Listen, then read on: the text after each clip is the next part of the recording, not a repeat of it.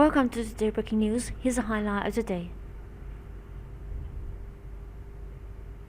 Rampant dollar shows to new 24-year peak on Japan yen.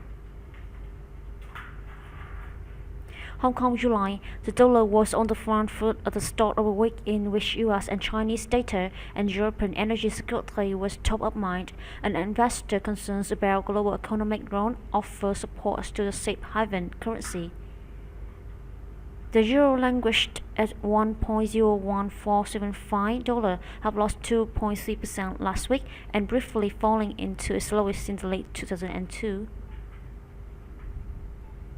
The greenback gained 0.37% for yen to 136.63 in early trade, not far from a 20-year peak in his last month, leaving the dollar instead at 107.29. The dollar could remain expensive until the risks around elevated global inflation, European energy security, and China growth outlook has been resolved, said analysts at Barclays in a note of client.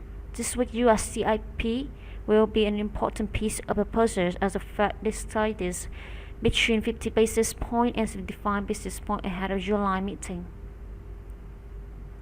The data is due Wednesday, and markets would likely interpret a high reading in a sign of the US Federal Reserve would need to raise interest even more aggressively to combat inflation.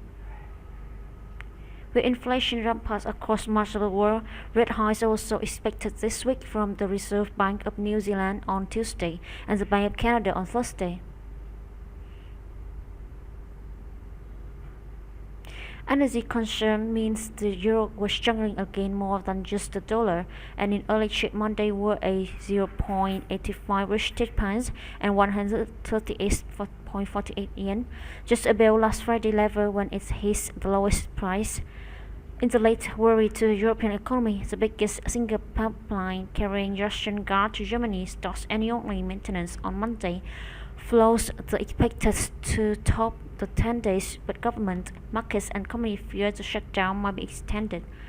The other main economic event this week is Chinese second quarter GDP on Friday, with investors watching for signs of how hard the economy was hit by COVID-19 lockdown in many cities during the quarter.